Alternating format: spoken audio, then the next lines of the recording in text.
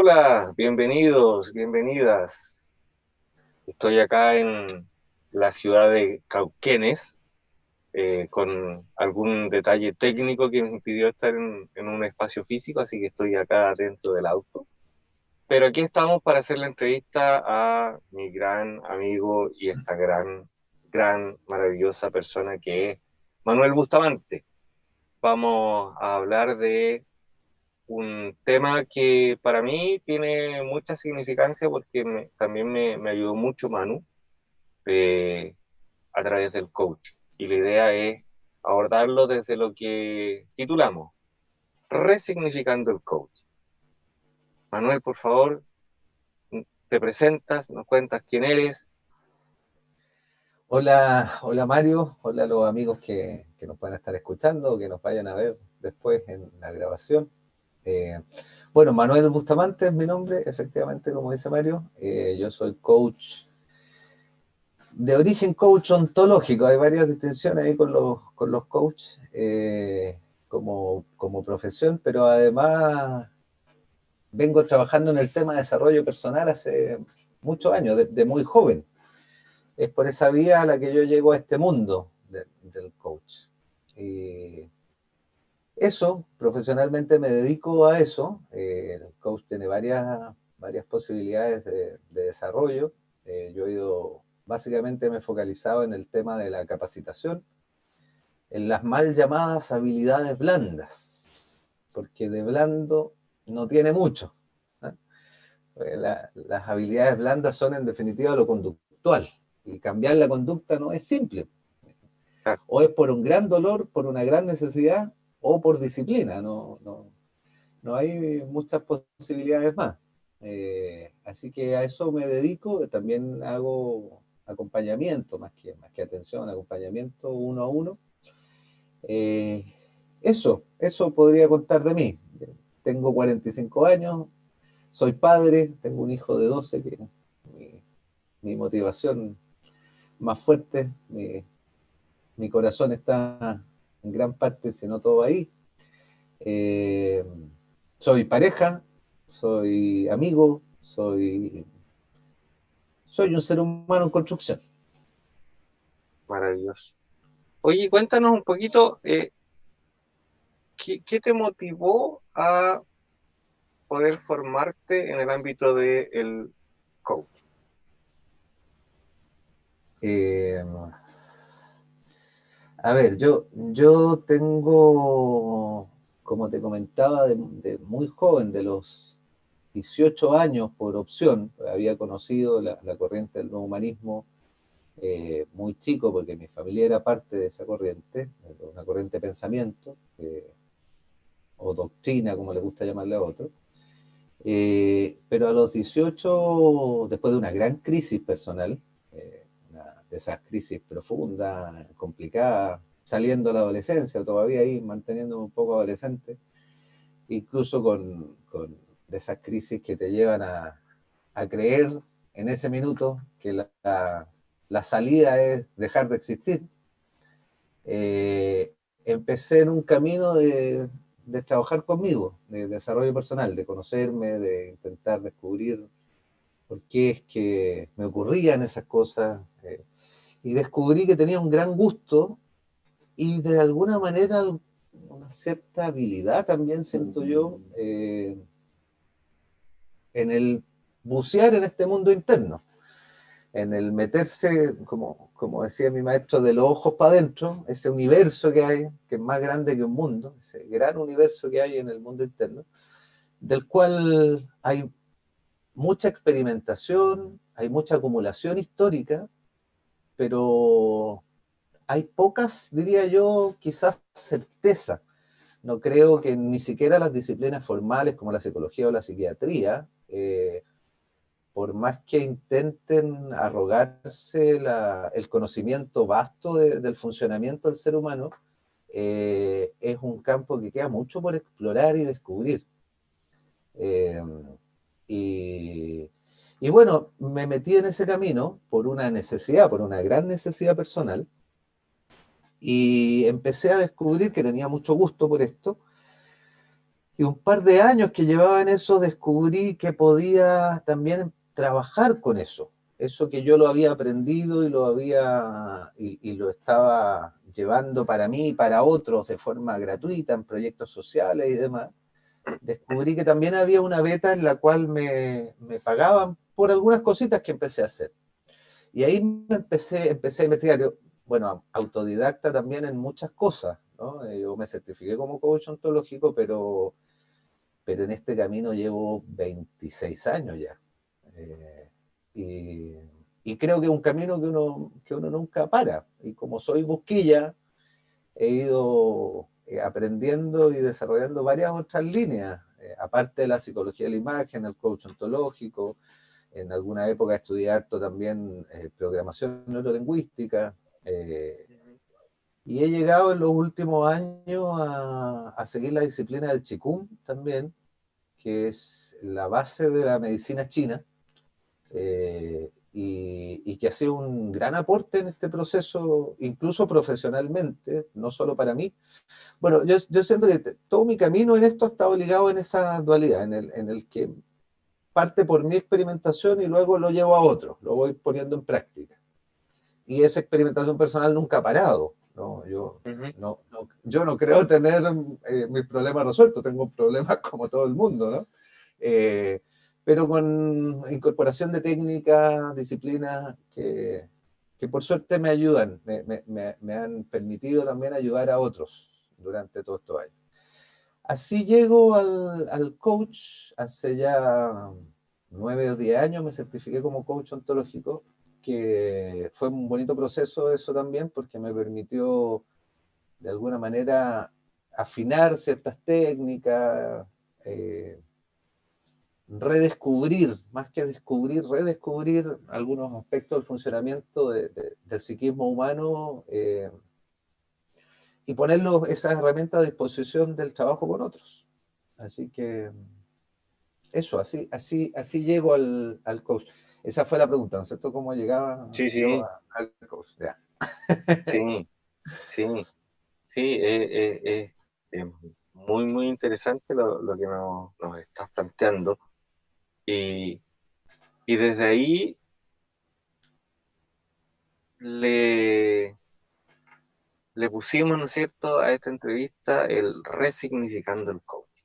Mm. Ahora en esta parte donde comentas cómo es que llegas ahí, eh, queda relativamente establecido cuál es la línea y la lógica detrás de el tipo de coaching que tú estás abordando.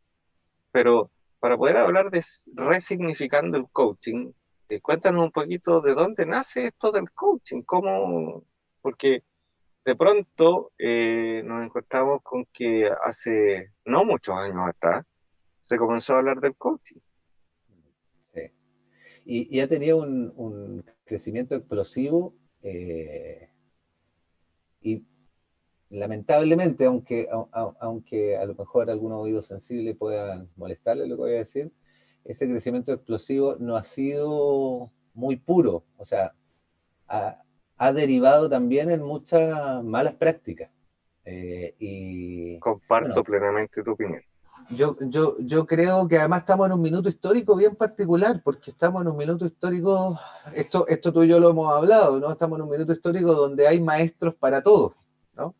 Hoy día todo el mundo, no todo el mundo, es una caricatura, pero mucha gente declarada maestro en muchas cosas. Eh, y yo me pregunto a mí mismo, más que hacer un juicio, me pregunto a mí mismo, yo con los años que llevo en esto y mis miles de intentos y que sigo intentando, a mí no me da para declararme maestro. Y todo aquel maestro que yo reconozco como maestro en algo, lo que veo de fondo es un permanente intento y una permanente búsqueda y aprendizaje. Eh, y que les cuesta mucho, además, declararse como maestros porque el camino del mundo interno, sobre todo la espiritualidad, el mundo interno, el funcionamiento del psiquismo, la ampliación de conciencia, son áreas de desarrollo que que son acierto de error, y son experimentación, y son diversas, quizás tan diversas como cantidad de personas hay en el mundo. Y la tendencia de las épocas nos lleva como a buscar la receta. O sea, como tú haces A más B más C y tienes D de resultado.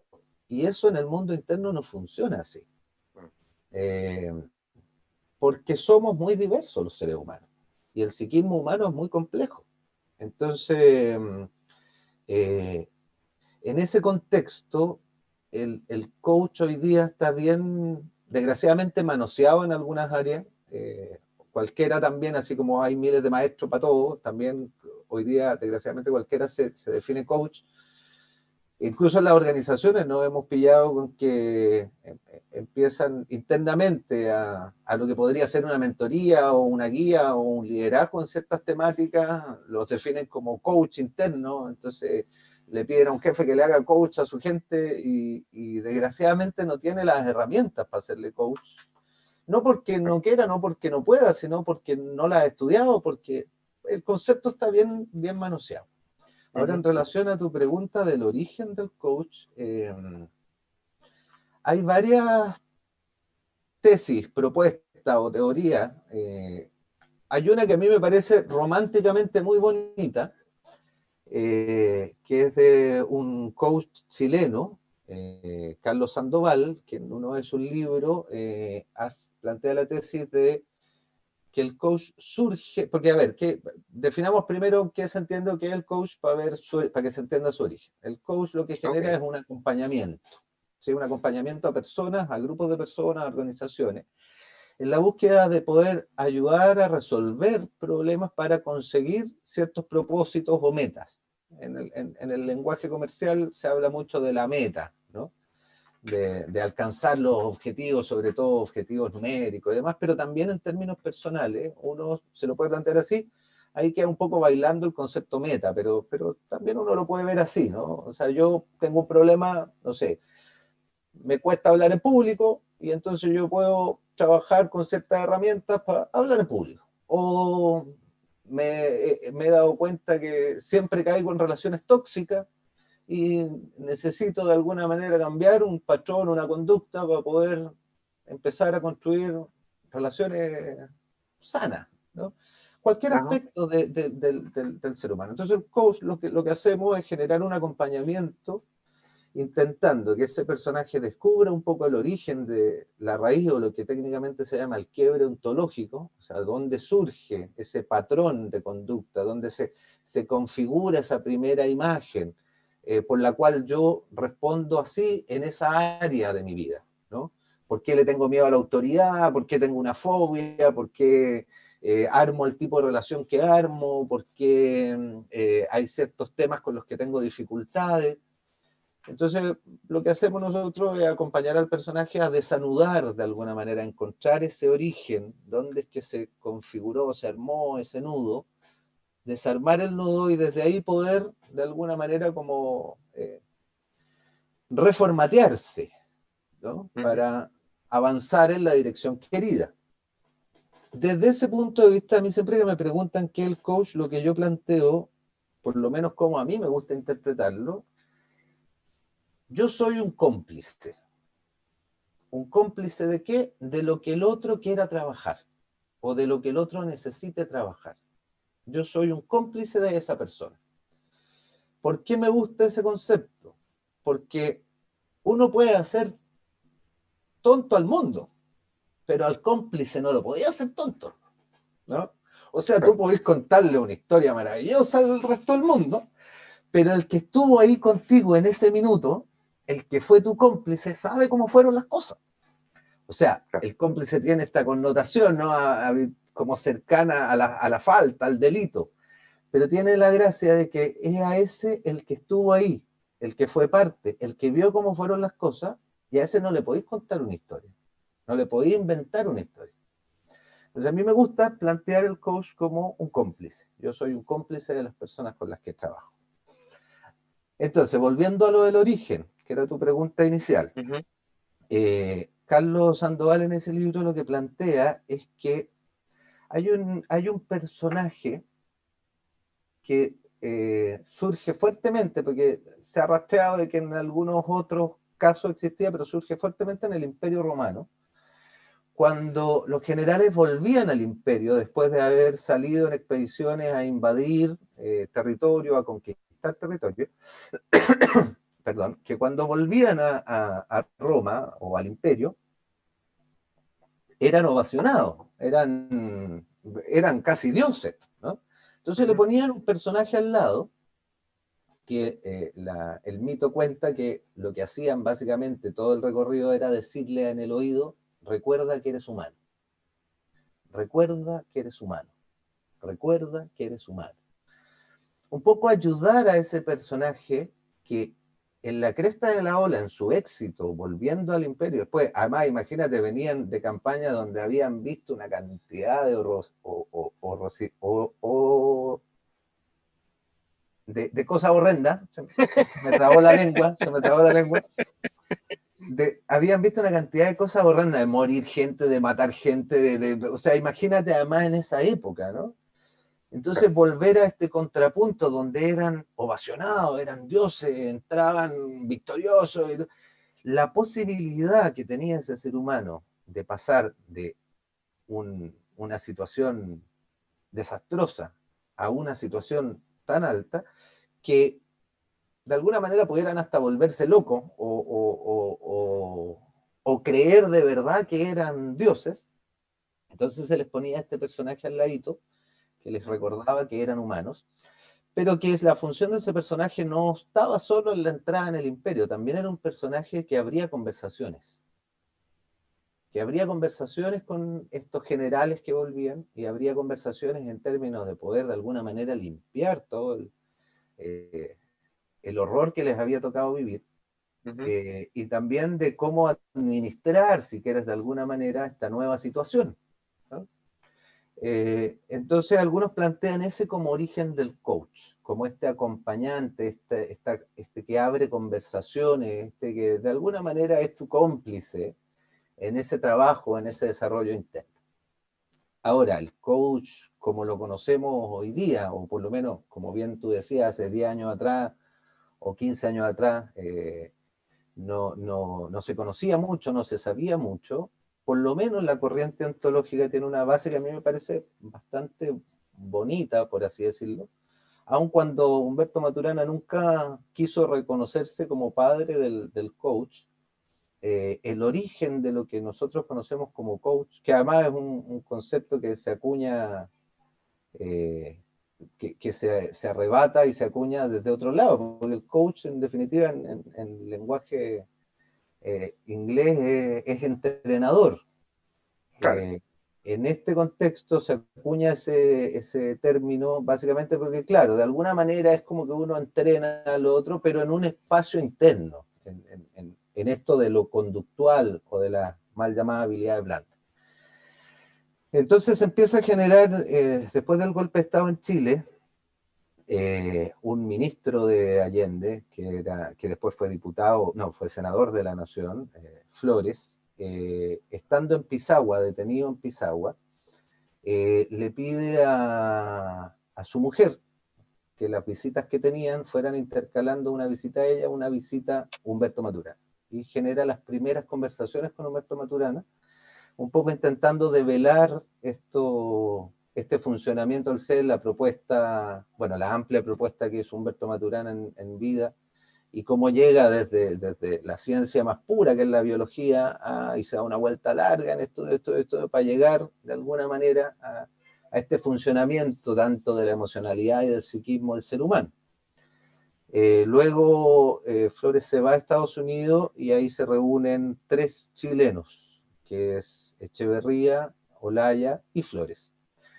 Y se rastrea ese como los primeros antecedentes de lo que termina siendo la escuela de coach ontológico, ¿no? Que surgen de esta conjunción de estos 3 personajes, que, bueno, como en todas las historias personales, yo creo que es importante hacer la distinción entre la vida personal de las personas y lo que terminan entregándole al mundo como acción, ¿no?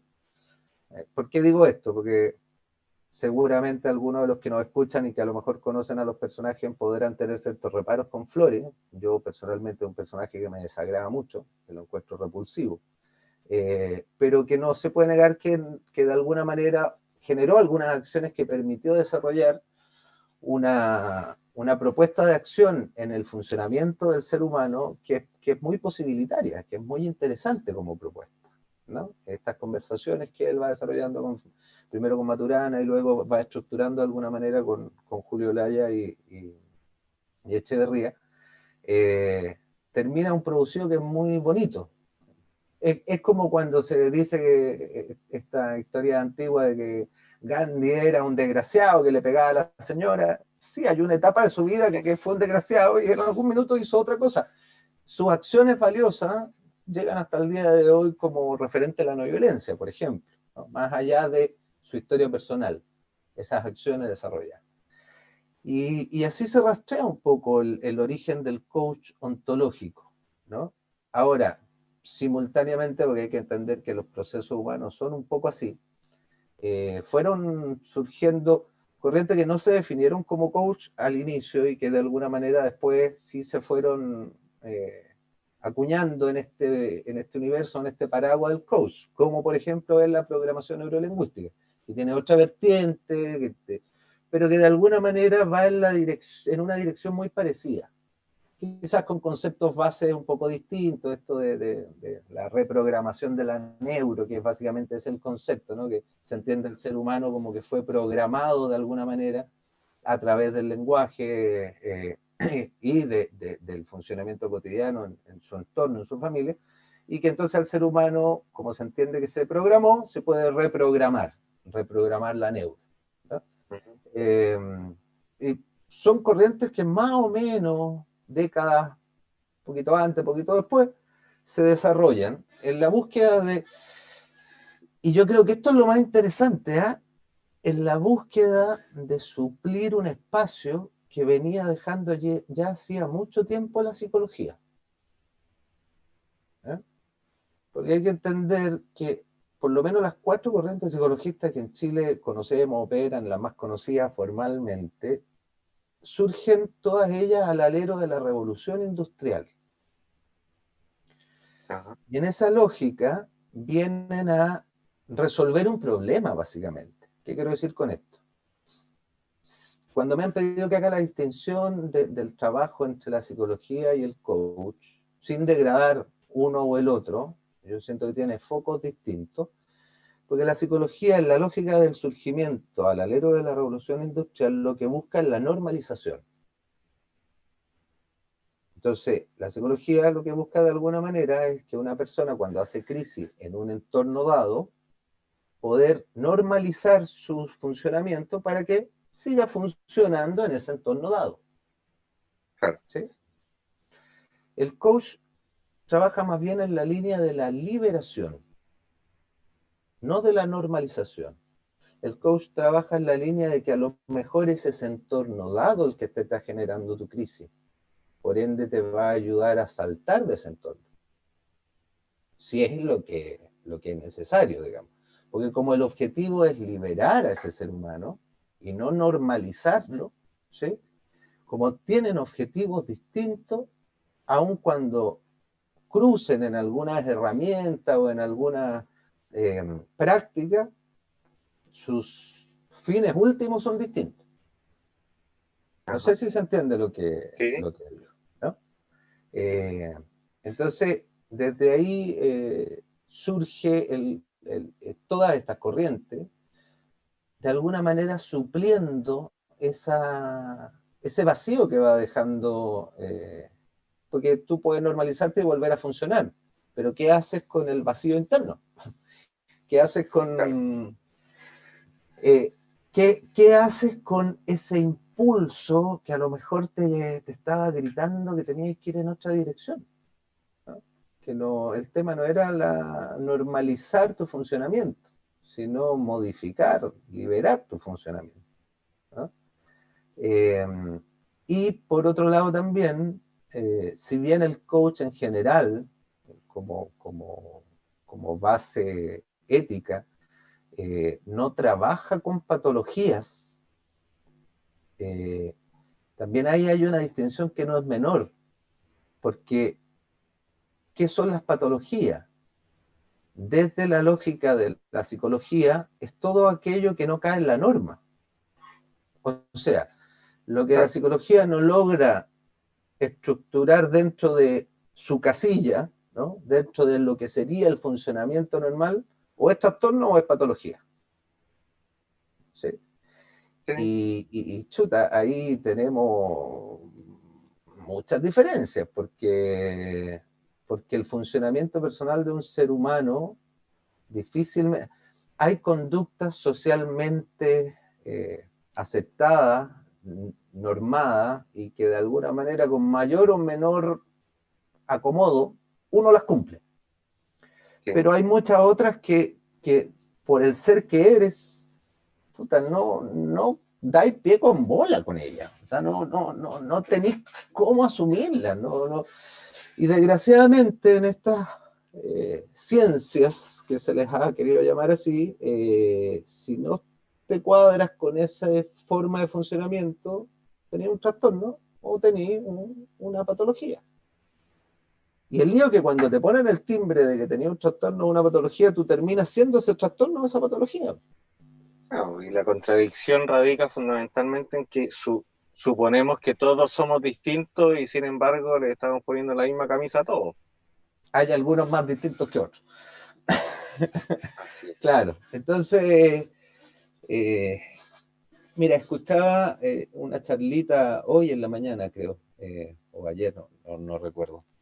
Una charlita de Mario Rodríguez Cobo, de Silo, que para mí es mi primer maestro, donde hacía una distinción que era muy interesante, porque él planteaba, eh, básicamente en culturas madres y algunos como se ha llegado hasta nuestros tiempos, denominadas como religiones, ¿no? eh, donde planteaba que en el minuto de desarrollo social, histórico, era muy impresionante cómo muchas de estas corrientes, por ejemplo el budismo, por ejemplo el cristianismo en sus orígenes, y bueno, varios otros, había una disparidad tremenda en relación al desarrollo que había hecho el ser humano de esa época en el entorno, en relación al desarrollo que habían alcanzado muchas de estas corrientes en el proceso interno, en el descubrimiento del funcionamiento del ser. ¿Sí? Y que era muy interesante poder hacer rescate de aquello, que de hecho, bueno, gran parte de la crisis que nos estamos viviendo hoy en día, siento yo, en las sociedades globalmente, no solo en Chile, tiene que ver con que se ha intentado subordinar a este ser humano por un supuesto progreso o desarrollo externo, ¿no? O sea, hoy día tenemos un gran desarrollo externo, no lo podemos negar, tecnológicamente, científicamente, hay un gran desarrollo. Eh, la dificultad es que se ha dejado de lado, subordinado malamente el proceso interno del ser humano, ¿no? Entonces hoy día el fenómeno quizás es un poquito al revés. Tenemos un gran desarrollo externo y hemos perdido mucho de ese desarrollo interno. Y entonces él decía, claro, en este gran avance que tuvieron muchas de estas culturas o religiones madres, eh, fue una acumulación hasta que llega el psicólogo, el psiquiatra, que además te hace creer y sentir que son los únicos que saben y tienen la verdad hoy día, ¿no? Que todo lo anterior, porque cualquiera de esos rasgos, dice él, que presenten uno de estos personajes, no sé, la inspiración que tenga a través del trabajo alquímico en algún proceso de disciplina, o no, están locos, están mal de la cabeza, y como que fueran los únicos que supieran, como que además antes que ellos llegaran nadie había resuelto el tema, nadie se había metido Claro, ¿no? Es de una soberbia muy, muy grande. a nadie le había pasado. A nadie le había pasado y nadie se había puesto a investigar. Y Claro, muchas de estas corrientes desarrollaron maestros que él decía que incluso personas que a lo mejor sin saber ni leer ni escribir, a lo mejor por la repetición de acciones, los llevaba a tener comprensiones y poder desarrollar muy finamente, un método, un camino en ese desarrollo interno. traducido para algunos en la iluminación traducidos para otros en el que eran tocados por una entidad externa como un dios, pero donde había, sobre todo en la dirección de lo sagrado, había mucha acumulación. Y que hoy día, muy probablemente, la ciencia oficial te va a diagnosticar como esquizofrénico. ¿Sí? Entonces, Sí, claro, es muy importante entender que en este proceso interno hay mucho, por eso se habla de desarrollo personal, porque es mucho de autoconocimiento, porque en ese funcionamiento somos bien particulares los seres humanos. Entonces el coach acompaña, más que mirar el checklist y decirte, usted tiene este síntoma, este síntoma, este síntoma, entonces el nombre que va a tener de hoy en más es esquizofrénico, ¿no? claro. Más bien desde el coach es como, a ver, ya, pero este funcionamiento te sirve, este funcionamiento te sirve, prácticamente para lo que quería hacer, para lo que quería lograr, a este no sirve, metámonos aquí y veamos qué hacemos con él, ¿no? Veamos cómo desarmamos este nudo.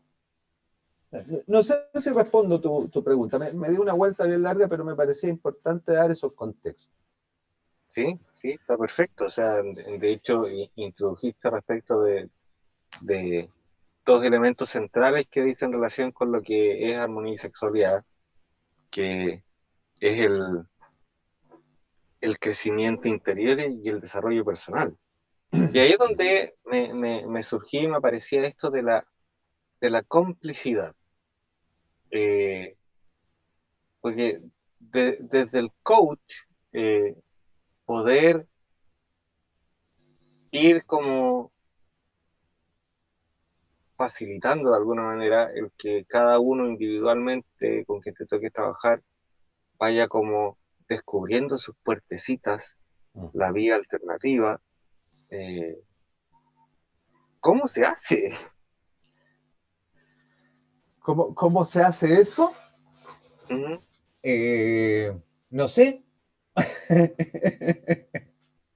O sea, eh, yo te puedo contar de mí, ujú. porque cuando me hacen la pregunta de cómo se hace, también es como queriendo una receta, y un poco lo que te contaba este rato tiene que ver con que quizás mis descubrimientos Es que, y es que que son compartidos con muchos ese es otros. el elemento clave, mano, que en el fondo eh, podamos entender y darnos cuenta que en realidad no es una receta. No hay receta, así es.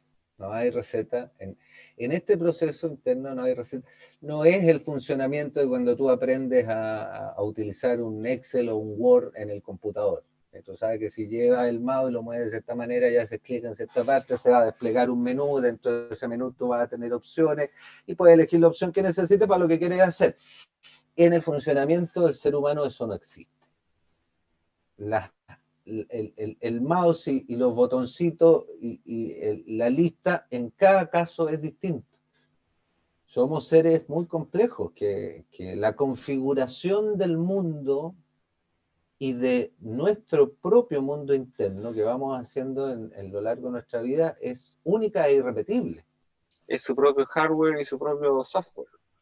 Tal cual.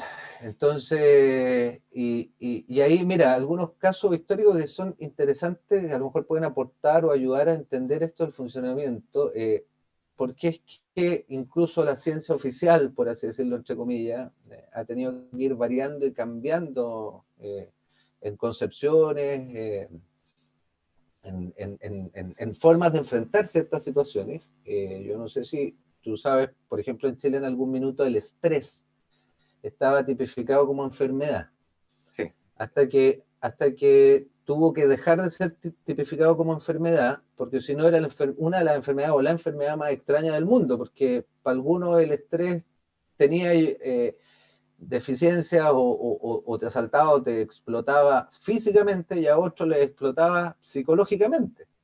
O sea, un claro. cuadro de estrés a algunos les generaba colon irritable y a otros les generaba, no sé, crisis de pánico.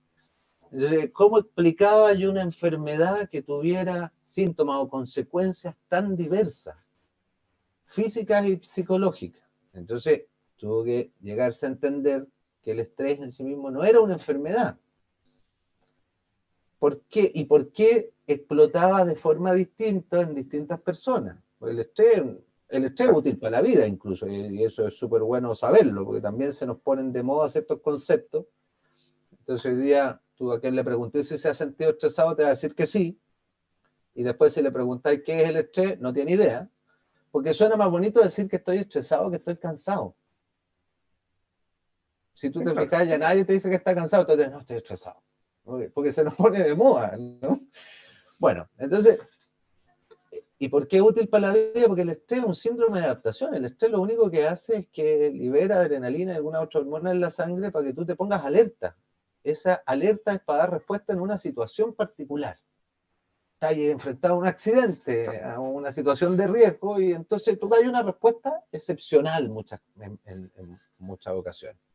Ahora, ¿cuál es el lío? Que cuando ese estímulo pone en riesgo tu vida, pero no en tu vida inmediata, o pone en riesgo tu estructura vital, pero no de forma inmediata. ¿A qué me refiero con esto? Por ejemplo, las deudas.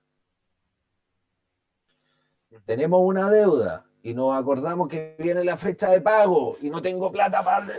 Se pone en riesgo mi estructura, pero no es inmediata. Y no es mi estructura física concretamente, sino que es, o sea, no pagáis la deuda y que te vayan a embargar y todo el desastre que puede venir. Entonces se desaloja adrenalina y alguna otra hormona de la sangre, te pones alerta, pero no puedes dar la respuesta. Cuando es frente al accidente, claro, puedes dar la respuesta. No sé, viene el auto y veis que viene el auto frente a ti, te estresa, se desaloja adrenalina de la sangre y te permite correr, saltar por arriba del auto, dar una respuesta excepcional. La deuda no te lo permite. Entonces uno se queda con ese golpe de alerta 1 mes, 2 meses, 3 meses, y esa situación de tensión que te genera tiene que explotar por alguna parte, porque ningún ser humano logra mantenerse en esa situación de alerta. ¿Y por dónde te va a explotar? Por lo que sea más débil para ti. Entonces, para algunos va a ser la crisis de pánico, para otros va a ser el colon, para otros va a ser el bruxismo, para otros va a ser... ¿Se entiende ese funcionamiento? ¿No? ¿Se entiende lo que describo? Entonces, en esa lógica, esta misma situación del estrés nos demuestra que la respuesta para todos es distinta. Incluso cuando esa acumulación, no logro darle una salida a esa alerta, y entonces se acumula como tensión, y se acumula como tensión, y se acumula como tensión, la salida que busca para todos es distinta. En el mundo interno funciona así, para todos es distinto. Entonces, el normar es bien nocivo, en realidad, es bien nocivo. Sirve para algunas cosas. O sea, a usted le pica la mano derecha, entonces en el 80% de los casos, cuando le pica la mano derecha, significa que usted tiene mala irrigación. Ya, entonces, claro, y estadísticamente funciona. Te pica la mano derecha, tenés mala irrigación. Ya. Pero y ese otro 20% que en realidad le pica la mano derecha porque tiene muy apretado el chaleco en el codo, no le resolvimos el problema. No sé Ahora, si te... sí, estaba pensando en lo que te comentaba antes de iniciar, en términos de lo que es el trabajo interno, que ciertamente es, creo que queda más que claro que es un trabajo que es individual, no tiene una receta única, no tiene una lógica en su constructo. El aporte que hace el coach a lo que es el desarrollo personal. ¿Y en qué otras líneas el coach nos puede ayudar para la vida? ¿En qué otros ámbitos? Lo que pasa es que como hablamos del funcionamiento del ser humano, cuando hablamos del funcionamiento del ser humano, eso está metido en todo el quehacer humano. Por ende, la utilidad que pueda tener un acompañamiento de coach es infinita, como infinitos son las acciones humanas, porque trabaja con el ser, no trabaja con la acción misma. ¿sí? Entonces, claro, para algunos puede ser, no sé, mejorar sus relaciones personales, y para otros puede ser más efectivo o más productivo en su quehacer comercial. Entonces, porque es un ser humano quien lo desarrolla. Y nosotros trabajamos ayudando y acompañando a ese ser humano. Entonces las aplicaciones son infinitas, como infinitas son las acciones humanas. El tema es que en jerga del coach se le llama al que hace el trabajo, coaching al proceso que se lleva y coachee a la persona que es acompañada.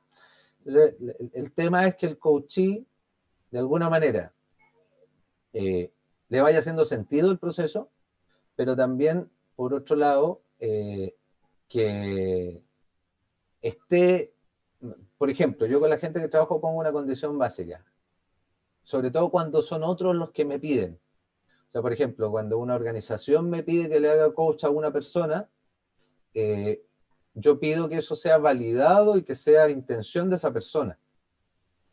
Lógico. Cuando es personal también, cuando viene un familiar y me contacta, oye, yo necesito que le hagáis coach a mi hijo, a mi señora, a mi marido, a mi... Ya, pero él es el que tiene que dar el primer paso. Porque en ese primer paso, aun cuando pareciera que es simple, está la base del trabajo, que es el reconocimiento de que yo necesito ayuda. Clave. Si no está ese reconocimiento, o sea, mejor ándate directo al psiquiatra y que te empastillen. Claro.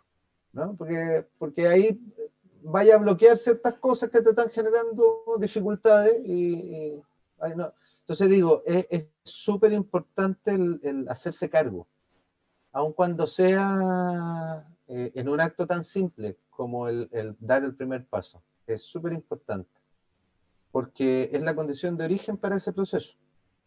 Y yo creo que más importante aún lo que acabas de decir, en el fondo, eh, ¿prefieres bloquearte o prefieres expandirte?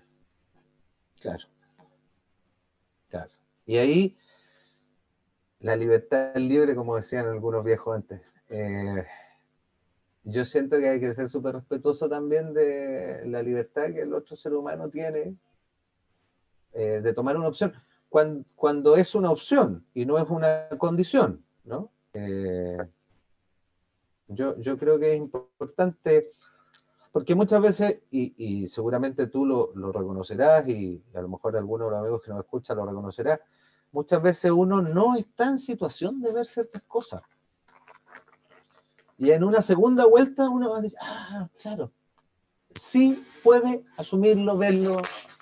Ahora, nuestra pega, la pega del coach, es acompañarte a que tú lo puedas ver de la forma más amable y más posibilitaria, ¿no? Es cierto. Eh, pero también no puedes forzar, en el proceso interno no se puede forzar, porque se puede dañar mucho a alguien. Por eso es un acompañamiento. Y no es que nosotros le vayamos a dar receta al otro de cómo resolver o hacer. Y ahí también surge la pregunta que probablemente algunos se están haciendo. ¿Y cuánto dura un proceso de coaching? Yo te puedo contar cómo yo he decidido trabajar por la experiencia que he ido teniendo y tomando la referencia de otros. El proceso de coaching parte con una evaluación inicial donde se toman ciertos acuerdos y se define como un primer boceto, por así decirlo, un primer borrador, cuáles son los elementos que se quieren trabajar. Y luego se empieza a sondear y a hacer todas las prácticas. Yo no trabajo con personas, cuando son personas en el uno a uno, no trabajo más allá de 6 a 8 sesiones. Eh, Porque no me parece responsable ni ético amarrar a alguien a trabajar 1 año, 2 años eternamente, porque creo que eso más bien es estar sacándole plata al otro y comercializando con algo que no es su fin. Claro. Yo vivo de esto, pero no vivo a cualquier costo, digamos, o sea, no me interesa andarme jodiendo a la gente. Y la experiencia me dice que de 4 a 6 sesiones uno logra resolver esos objetivos primarios que nos hemos puesto. en casos más complejos, 8 sesiones, y también súper transparente y honesto en decirlo, si a la sexta o a la quinta sesión o a la séptima sesión, yo siento que no podemos, que no soy yo quien puede ayudarte, no te voy a seguir manteniendo conmigo si en realidad no estamos avanzando. Si en la segunda, tercera sesión no estamos avanzando, también te voy a decir, oye, mira, hagamos un quiebre, veamos, reevaluemos, a lo mejor no es el tema, a lo mejor no soy yo, a lo mejor yo creo que en eso hay que ser súper responsable. Entonces, los procesos de coach, por lo menos que yo llevo, habitualmente trabajo entre 6 a 8 sesiones, no más que eso. Y después hay gente que ha vuelto y se ha pegado otro ciclo conmigo en 1 minuto 2, pero es porque ya es otro el tema. Necesitamos o quiere, le sirvió la primera vez y entonces esta segunda vez descubrió que hay otro tema en el que necesita ayuda y bueno, podemos ayudarle. Esa es más o menos la forma en la que yo trabajo. Porque me parece que lo éticamente corresponde hacer, digamos. No me interesa estarle sacando plata a alguien porque sí. Eh,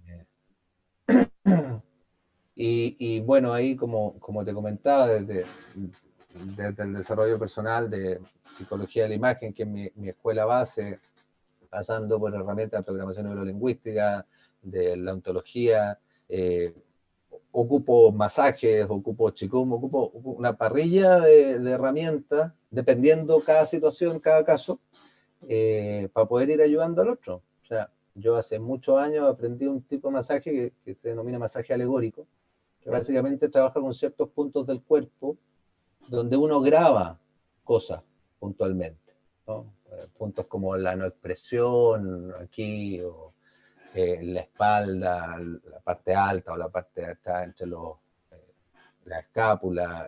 Hay diferentes puntos que uno puede rastrear y que uno le va entregando información al coachee. Él puede ir viendo qué hace con eso, ¿no? Mira, aquí el cuerpo te está diciendo tal cosa, ¿te hace sentido o no te hace sentido? Ya, metámonos aquí, mira, el cuerpo aquí te está diciendo esto otro. Entonces es una parrilla de herramientas que en mi caso se ponen a disposición de ese ser humano, porque yo trabajo con seres humanos, trabajo con mi Sí, especie. bueno, yo puedo dar cuenta del ejercicio con los masajes porque lo hicimos. Y sí, aparecieron varias cositas ahí, ¿verdad? Mm. Estuvo muy, muy interesante ese trabajo. Oye, y el otro elemento de lo que es este espacio que es armonía y sexualidad, desde el coaching, ¿cómo se puede abordar el tema de la sexualidad para aquellas personas que de pronto sienten que lo que comentábamos recién, que parece ser que existe la receta mágica yendo al médico para que me dé la pastilla, eh, o en algunos casos, ¿no es cierto?, recurriendo necesariamente a un sexólogo? En el fondo es poder mostrar y establecer que existen otras alternativas como esta. Claro. Bueno, ahí me surge comentarte algo que mencioné la pasada hace un rato, que esto de que en general, y que yo también lo hago, como coach nosotros no trabajamos con patologías. De repente uno igual aporta, ayuda, acompaña, pero cuando hay diagnosticada una patología puntual, uno a lo más podrá aportar una mirada, una otra mirada, que sea más íntegra o integral, ¿no? Integral del fenómeno que se está viviendo la persona, ¿no? ¿Por qué? Porque si bien hice toda la declaración de cómo es que la ciencia, sobre todo la ciencia, la psicología y la psiquiatría, de alguna manera hace esta tipificación, no es menos cierto que ha acertado en muchas también. Y las patologías, las enfermedades existen. Y de repente, no sé, una depresión puede ser un problema con litio y te lo podéis resolver tomándote una pastillita y no pasando porque escapa de ti, digamos. Pero en un acompañamiento, porque alguien tiene dificultades en el tema, en general la sexualidad en el funcionamiento del ser humano es como todo el resto del funcionamiento del ser humano. Hay algunos nudos base, hay algunas grabaciones que uno ha hecho en ese aspecto, así como lo puedes hacer en el aspecto de las relaciones humanas o de la relación con el sexo opuesto, de la relación con el poder, de la relación. Uno arma una cierta estructura de funcionamiento en el tema, en la temática del sexo. Eh, y desamarrar esos nudos termina siendo muy útil, ¿no? Muy liberador. Porque en definitiva el funcionamiento del psiquismo, quizás lo más básico, es que hay un estímulo, en ese estímulo uno configura una imagen y da una respuesta. Estoy haciendo una síntesis así muy básica, ¿no es cierto?, del funcionamiento. Ese estímulo puede ser, no sé, un ruido. Yo escucho un ruido afuera ahora y configuro una imagen. Ah, ese ruido es que se cayó la llave a un vecino, ¿no? Y según esa configuración de imagen que hago, es la respuesta que doy o no. ¿Voy a ayudarle al vecino o no voy a ayudarle al vecino? De eso que pareciera ser muy externo, muy burdo, hasta el funcionamiento más interno, viene un estímulo. Está alguien que me atrae, por ejemplo. Yo configuro una imagen interna. Esa persona que me atrae me genera algo, está mi estímulo. Y en esa generar algo, yo digo, ah, no tengo ni una posibilidad con este, o en realidad me asusto, me da miedo, y ahí, según esa imagen que configuro, la respuesta que doy.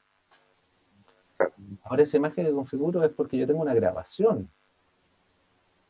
No sé, tuve una mala experiencia, me sentí ridiculizado, eh, me sentí ninguneado, fui maltratado, o sentí, interpreté que había sido maltratado. Eh, Tengo la creencia que no puedo, o que puedo más de lo que realmente puedo, porque esto opera para los dos lados, ¿no? Entonces, más bien es llegar a esos quiebres ontológicos, a esos nudos base, y poder ahí desamarrarlo y limpiar, para que entonces esa energía fluya adecuadamente.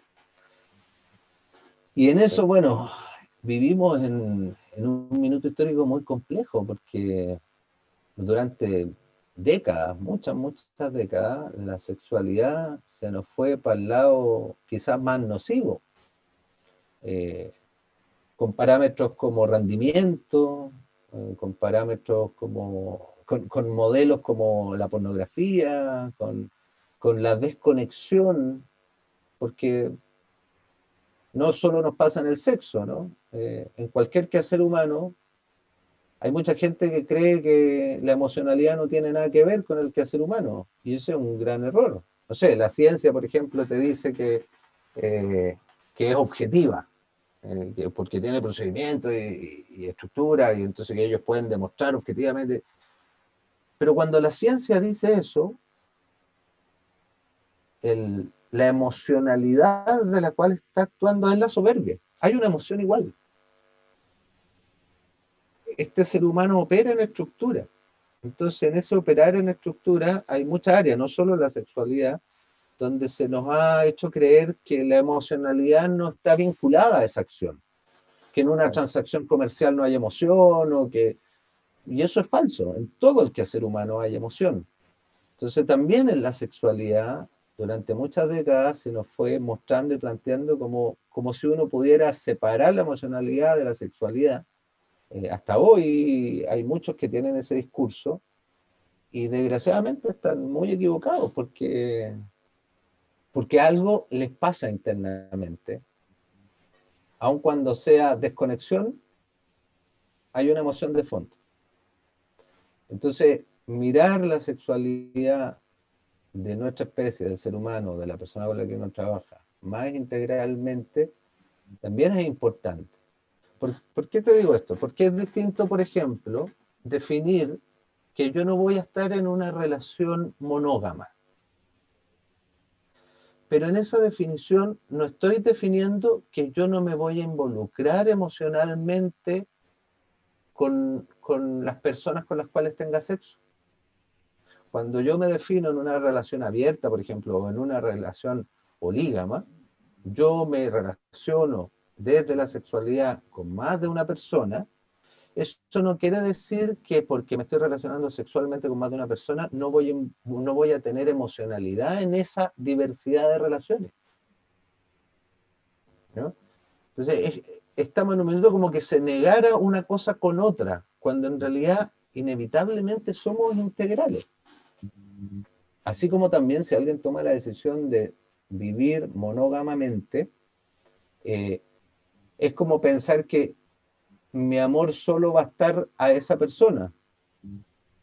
Es como raro incluso pensarlo, ¿no? Porque uno ama a un montón de otra gente, no con el componente sexual quizás, pero ama. Y también te ocurre que te atrae sexualmente o físicamente un montón de otras personas, aun cuando uno haya tomado la decisión de estar en una relación monógama.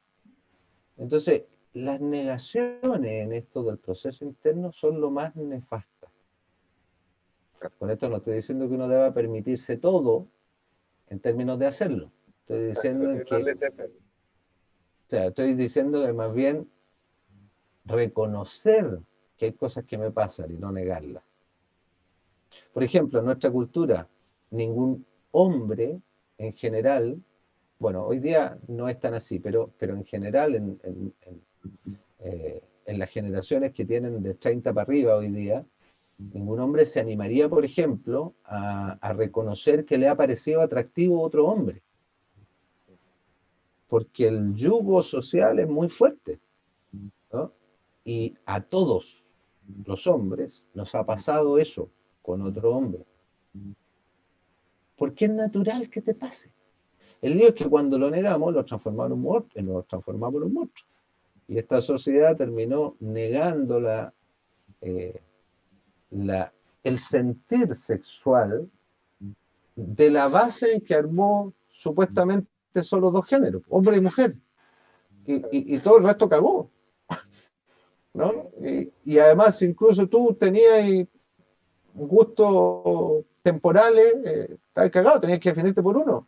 Y si tus gustos estaban en el que era opuesto al que se suponía que te había tocado, estabas cagado también. Entonces, pasamos cientos, siglos en esas negaciones que le hicieron muy mal a nuestra especie, porque terminaron en estas explosiones muy nocivas en relación a la sexualidad, ¿no?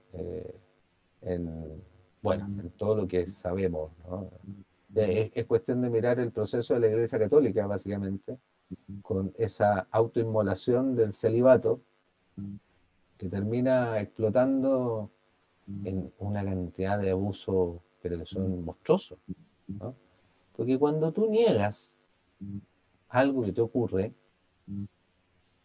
se genera un monstruito ahí adentro. Claro que sí. Entonces el tema es cómo ir aceptando, mirando y reconociendo eso que te ocurre sin negárselo, ¿no? Y eso te permite de alguna manera generar un funcionamiento un poquito menos nocivo. No le pongamos un calificativo tan bueno. Menos nocivo. Bueno, mano, se nos va acabando el tiempo ya. Oye, una hora ya. Hablé un montón, Sí. no me di ni cuenta. No, y yo estaba súper entretenido. Yo por mí seguíamos otra hora más. Feliz, en serio. Eh, Me gustaría saber cómo te contacta la gente, cómo te encuentra. Ah, mira, buena pregunta. No, bueno, puedo dejar mi teléfono, tú vaya a poner ahí algunas viñetas, en una de esas podéis Sí, perfecto. ponerte mi teléfono y mi correo ahí. Bueno, mi correo es manuel@proyectohumano.cl, a través quizás de la página de Proyecto Humano, que es una empresa que tenemos con otros socios donde nos dedicamos al tema de la capacitación, donde de base están todos estos temas que hemos hablado. La mayoría de mis socios coach venimos de corrientes distintas y bueno, tenemos ahí un equipo muy bello, que es proyectohumano.cl la página. Mi correo es Manuel, mi nombre, solo mi nombre, @proyectohumano.cl. Y te voy a pedir, porque los números de teléfono uno no se acuerda, te voy a pedir que lo pongáis por ahí abajito. Ningún Eh, problema. yo no tengo muchas redes sociales desde mi oficio, desde mi ser coach. Tengo mis redes personales, mis redes sociales personales. Estoy trabajando con un gran amigo que me va a ayudar quizás a desarrollar un poquito más esos canales. Y bueno, como Manuel Bustamante quizás tenemos algunos programas, participo en una fundación, en la Fundación Aprender Sin Límite, que hemos lanzado hace poco, donde trabajamos ahí contigo, Mario. Por alguno de esos canales es muy probable y muy posible contactarme si alguien lo necesitara o lo quisiera. Y nada, no tengo un dato específico de decir, como soy poco dado a esto del marketing, no te puedo decir, sí, mi Instagram es no sé qué. No, quizás mi correo electrónico, y si tú pones después abajito en la viñeta ahí mi número de teléfono, la gente pudiera contactar. Perfecto. Bueno, no me queda más que agradecerte tu tiempo, tu disposición, tu buena onda y dejarte el micrófono abierto, como dices tú, para que cierres con lo que quieras contarnos y decirle a la gente. Instagram te va a cortar este video porque ya nos pasamos de la hora. Sí, pero Bueno, nada, no, agradecerte, Mario. La verdad es que la pasé súper bien. No tenía, no me había armado una imagen de cómo iba a ser esta conversación, esta entrevista. Me gustó mucho, me sentí súper cómodo, así que agradecerte por eso. En general yo no hablo ni cuento mucho de estas cosas, más que cuando me la preguntan en las conversaciones más internas. Hacerlo públicamente fue entretenido para mí, creo que quizás puede ser un aporte para alguien, si es así. Espero que nadie se haya sentido lesionado. Como todo ser humano hablo desde mis particulares experiencias, historias y creencias. Y nada, mira, lo primero que me surge para decir ahora como cerrando, es que yo de verdad, creo que el ser humano vino a este tiempo y a este espacio a ser feliz. Y, y que ese camino no es un lugar donde uno llega, sino es un camino que uno va construyendo. Y tiene que ver con las decisiones que uno va tomando y los contextos en los que surgiste, pero que uno puede de alguna manera aprovecharlos, cambiarlos, modificarlos, construirlos nuevamente. Pero que si uno se pone esa imagen de ser feliz, las cosas se alinean en esa dirección.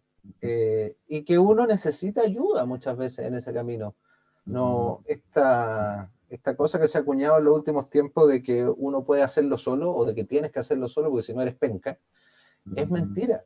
El ser humano somos una especie gregaria, somos la única especie en este planeta que cuando nacemos, si no nos cuidan 24/7, nos morimos. Necesitamos de otros. Yo necesito de otro, yo tengo mis redes de apoyo, tengo las personas a las cuales cuando estaba en crisis he recurrido, hay coach a los que les he pedido ayuda y con los cuales me he tratado. Uno necesita de otro y es importante transparentarlo y ser cariñoso con uno en eso y permitírselo, siempre con el objetivo de que uno vino a ser feliz. Y eso se puede construir. Se puede construir. Yo tengo fe y tengo certeza, experiencia de que es así. Entonces, invitar a todo el mundo a que se anime del pasito, que nada, eso me surge. maravilloso.